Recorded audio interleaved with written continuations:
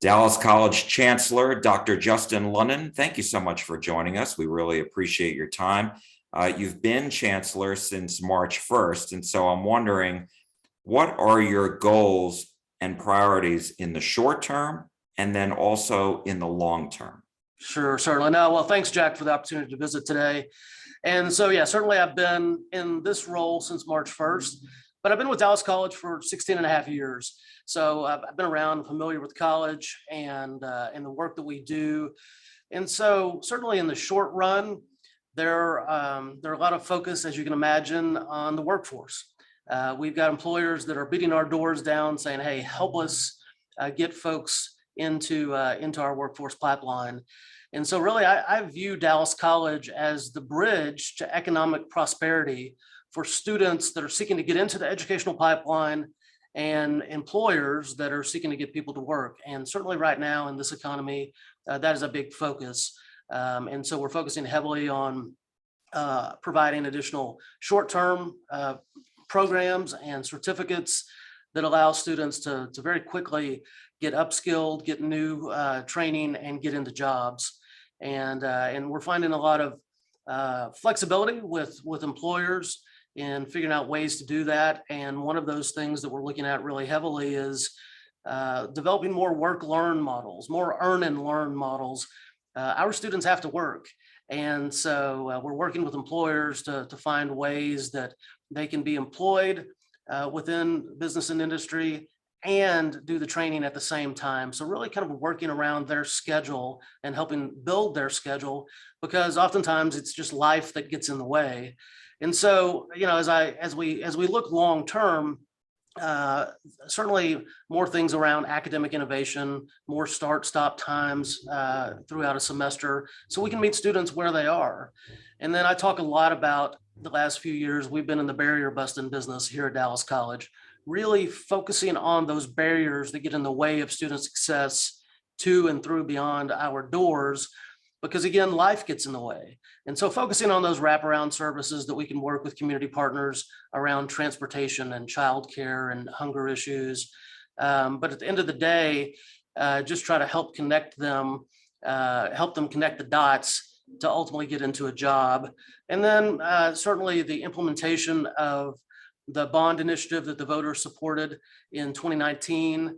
We've got some groundbreakings that are going on right now and others on the horizon.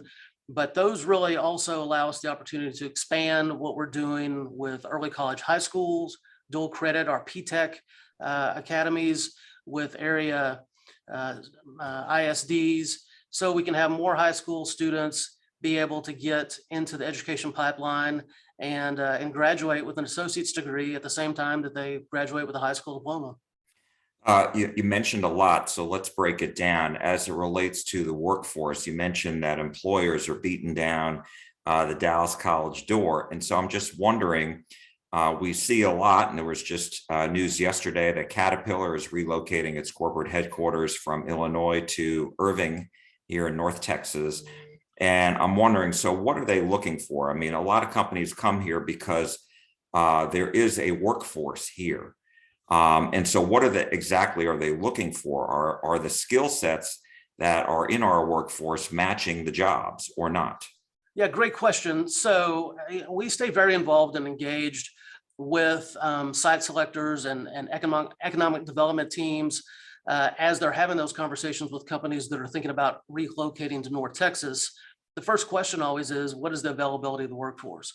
And so in some instances, we do very well to connect with some of those industries, and others that there are certainly gaps. So, right now, certainly around IT and healthcare and logistics, megatronics, some of those things that we're focusing heavily on because there's such a demand in those areas and demand in those jobs. And then the other thing you've got to think about as we talk about new companies coming here, oftentimes companies, like Toyota, when they were consolidating from California and Kentucky to come to North Texas, their top talent, their top leadership is going to relocate with them, and accountants are probably going to relocate with them. But you need like 10 accounting techs to be able to support that work. And so those are local, homegrown jobs that are going to exist for people here. And so that's kind of an area where we'll focus in heavily of trying to figure out where does that business industry see the gaps within their own workforce. You mentioned barriers before, transportation and childcare specifically. And so what is the college doing to try to remedy that and make it easier for potential students to sign up for courses, et cetera? Yeah, so there are a number of barriers that we certainly focus on.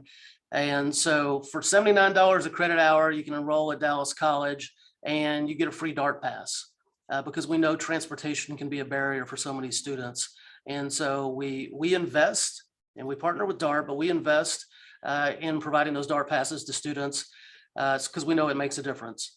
Childcare, we just recently announced a partnership with the Bezos Academy to provide a Montessori school at our Cedar Valley campus in Lancaster and at our Mountain View campus in Oak Cliff, because we know what an issue and a barrier childcare is. But you know, so many community neighborhood childcare centers closed during the pandemic. And so we know that that is still preventing some students to be able to figure out how to get back into classes, how to juggle life and all the things that they do. And so those barriers, and as we look ahead, barriers around access to quality healthcare and certainly mental health services, we know are an issue and a challenge. One of the barriers that we addressed here in the last few years was the cost of textbooks. We know the cost of textbooks can be prohibitive for some students. And in our case, sometimes the books were costing more than tuition did.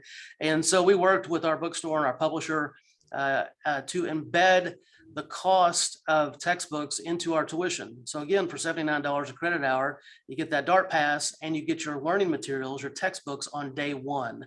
That way we know students are better prepared at the first day of class, and they're not having to wait to make decisions 3 weeks in after that next paycheck of, do I pay the light bill or do I buy that chemistry book?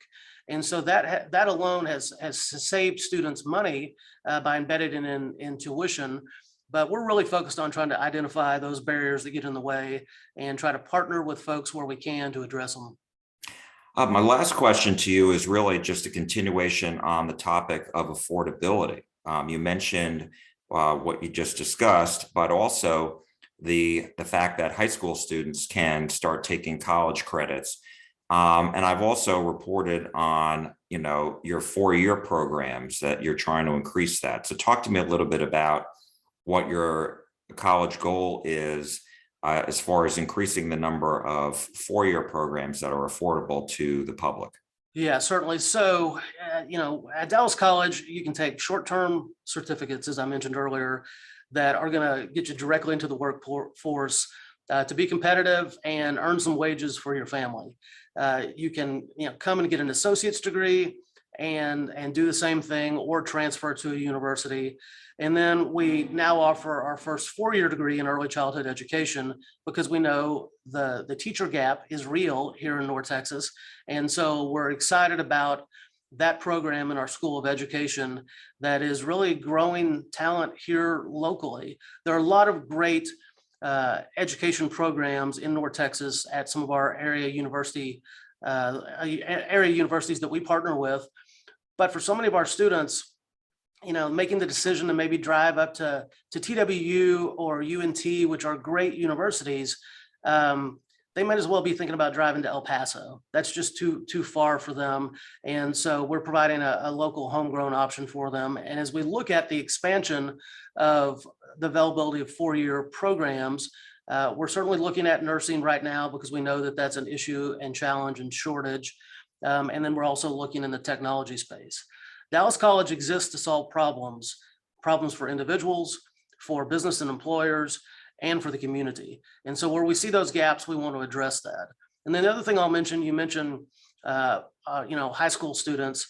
We have about 30,000 of our students that are high school students. And so we work with all the area ISDs on those early college, high school, dual credit P-Tech programs.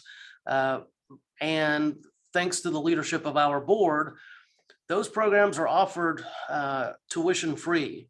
So students are graduating high school with up to 2 years of college under their belt with an associate's degree. And again, ready to transfer or ready to go in the workforce. We just had our graduation ceremonies here a few weeks ago.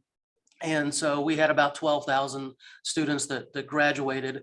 Over 2,000 of those students were high school students. So you think about how prepared they are to go into the next phase of their journey, and for parents and for their families that they've got 2 years of college under their belt at no cost. Dr. Justin Lonon, Chancellor of Dallas College, we thank you for your time. We appreciate it. Thank you, Jack. Appreciate it.